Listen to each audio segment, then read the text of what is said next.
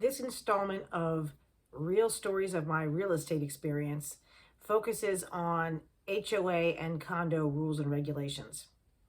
I had a client that bought a single family home in a neighborhood that had an HOA, but it wasn't much and it didn't cover much.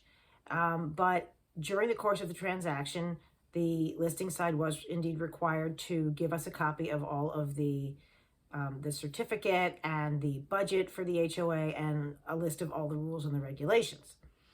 And I am glad that my client read through it carefully because it said that they would not be permitted to park any kind of RV or camper in their driveway.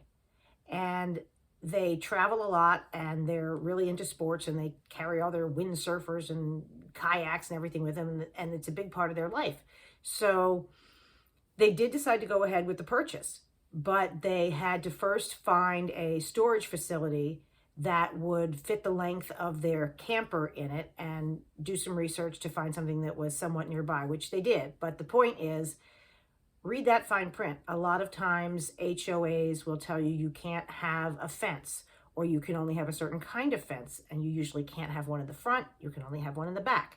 Sometimes, especially if it's in a high-rise building, you're not allowed to have a grill on your deck or your balcony. Sometimes there's rules about how much of the floor you have to cover with area rugs if you're in a big building because people don't want noise transmission.